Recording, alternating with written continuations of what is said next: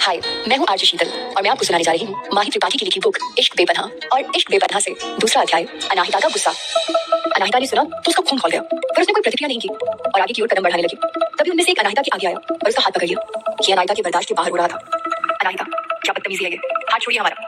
अनाहिता ने थोड़ी तेज आवाज में कहा तो सामने बैठे चेतन की निगाह उसके ऊपर गई। चेतन, ओ हाथ छोड़ उसका, तेरी हिम्मत कैसे हुई उसका हाथ पकड़ने की? कहते हुए चेतन आगे आने लगा तो उन चारों में से एक ने पैर आगे करके उसे गिरा दिया। चेतन नीचे गिर गया। उसने उठने की कोशिश की तो तीसरे लड़के ने उसे धक्का देकर वापस गिरा दिया, जिससे चेतन पास रखी कुर्सी से टकरा गया। उसके सर से खून निकलने लगा। अनाहिता ने देखा तो उस लड़के के हाथ को झटका और चेतन की ओर दौड़ी। अनाहिता, अंकल आप ठीक तो है? अनाहिता ने अपना रुमाल खून निकलती जगह पर लगाते हुए कहा। वो लड़का जिसने अनाहिता का हाथ पकड़ा था उसके पास आया और वापस उसका हाथ पकड़ते हुए बोला, कहाँ इस बूढ़े पर अपना टाइम वेस्ट कर रही हो जान, मेरे साथ चलो, जो मजे कराऊंगा जिंदगी भर नहीं भूलोगी। अब अनाहिता ने अपना आपा खो दिया था। वो जोर से चिल्लाई, समझ नहीं आता एक बार में, हमारा हाथ छोड़िए। अनाहिता इस बार इतने जोर से चीखी थी कि थोड़ी दूर पर खड़ी मुक्ति, नंदिनी और उसके भाई की नजर कैफे की तरफ चली आई। वहां अनाहिता को चारों लड़के घेर के खड़े थे। तीनों कैफे की तरफ आए। चारों लड़के अनाहिता को घेर के खड़े थे। ये देखकर नंदिनी का भाई उसकी हेल्प करने आया। उसे आता देख अनाहिता चिल्लाई, एक को भी हाथ मत लगाइएगा। अनाहिता का गुस्सा देख नंदिनी ने अपने भाई का हाथ पकड़कर खींचते हुए कहा, भाई जहाँ है वहीं रहे, वरना तू भी पिटेगा उनकी तरह। मुक्ति, सच कह रहे हैं नंदू, इन्हें इतनी पड़ेगी कि आज के बाद ये चारों किसी को नहीं छेड़ेंगे। उधर अनाहिता ने अपनी शर्ट की स्लीव्स ऊपर किए तो एक लड़का उसके चारों ओर घूमते हुए, अच्छा तो ये अब हमें पीटेगी, भाई लोग संभल के, आज तो तुम्हारे भाई की हड्डी टूटने वाली है। उसका इतना कहना था कि एक जोरदार पंच उसके मुंह पर पड़ा।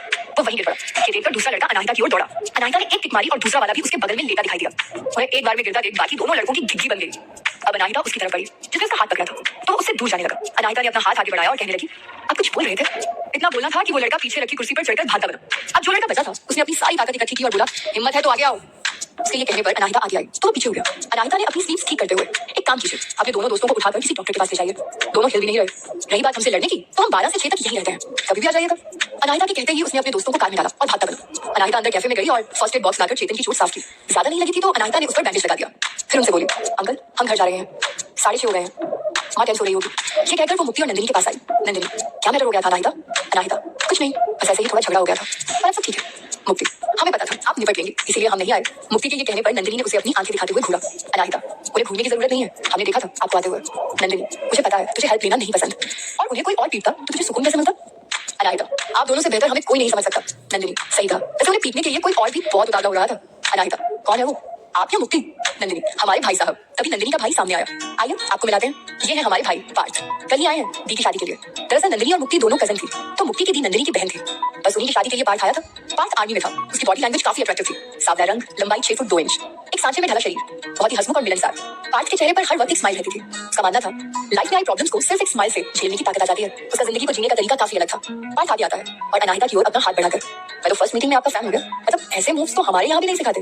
एक ही थप्पड़ और बंदा ऑन द अर्थ। अनाहिता ने हाथ मिलाते हुए अपनी आंखों को शक से उठाते हुए पूछा, थैंक्स इस हौसला अफजाई के लिए, लेकिन ये मूव आपके यहाँ नहीं सिखाई जाती से हम समझे नहीं। अनाहिता ने पार्थ के हाथ पर थोड़ा जोर बढ़ाते हुए कहा। पार्थ कुछ बोलता इससे पहले मुक्ति बोली, वो भाई ने चंडीगढ़ में कराटे क्लासेस ज्वाइन की हैं, तो वहीं का बोल रहे थे। अनाहिता ने हाथ छुड़ाते हुए, आपसे मिलकर अच्छा लगा। फिर मुक्ति और नंदिनी की तरफ देखकर, हम चलते हैं, माँ परेशान हो रही होगी। मुक्ति, तो हमारे साथ ही चलना, हम भी तो घर ही जा रहे हैं। अनाहिता को लेट हो रहा था इसलिए वो मान गई। कार में बहुत शांति थी इसलिए पार्थ ने म्यूजिक ऑन कर दिया।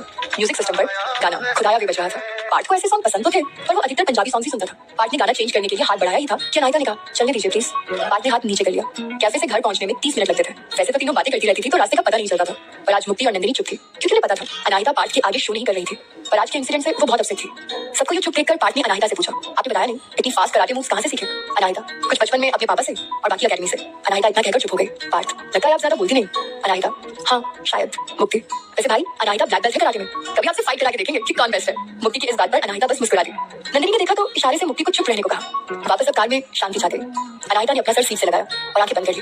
पार्थ ने अनाहिता को देखा, वो बहुत मासूम लग रही थी। कभी गाना बजने लगा, तुम जो आई जिंदगी में बात बन गई, इश्क मजहब इश्क मेरी जात बन गई। पार्थ कुछ देर उसे यूं ही देखता रहता है और फिर गाड़ी चलाने लगता है। आंखें बंद करके अनाहिता खुद को प्रिपेयर करने की कोशिश कर रही थी ताकि रिद्धिमा जी के सामने खुद को ठीक दिखा सके। अनाहिता ने खुद को काफी स्ट्रॉन्ग बना लिया था पर माँ के सामने अक्सर कमजोर पड़ जाती थी। नंदिनी रास्ता बताती है जिससे पार्थ अनाहिता के घर पहुंच जाता है। गाड़ी रुकने पर अनाहिता की आंख खुलती है तो सबको घर आने का कहती है। सब घर में आते हैं। अनाहिता, आप दोनों माँ से कुछ मत कहिएगा।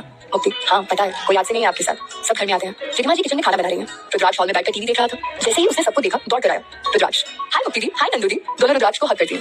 नंदिनी, कैसा है मेरा चांद? मुक्ति, पहले से हैंडसम हो गए हैं। रुद्राक्ष, दी दैट्स नॉट ट्रू, मैं हमेशा से हैंडसम था। फिर पार्थ की ओर देखकर, दी ये कौन है? नंदिनी, मेरा भाई है। रुद्राक्ष, नमस्ते भैया। पार्थ, नमस्ते, क्या नाम है आपका? रुद्राक्ष, रुद्राक्ष प्रताप रघुवंशी। पार्थ, नाइस नेम, पर क्या मैं भी चांद बुला सकता हूँ? लाइक नंदू?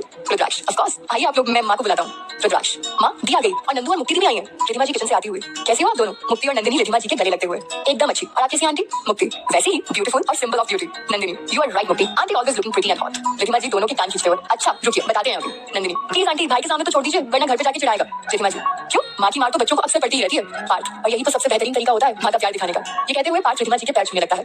रिधिमा जी, बस बस बेटा, आप। नंदिनी, आंटी, भैया है मेरे, कल ही आए हैं चंडीगढ़ से। रिधिमा जी पार्थ के सर पर हाथ फेरते हुए, हमेशा ऐसे ही मुस्कुराते रहिए। रुद्राक्ष पार्थ के पास आकर नीचे झुकिए।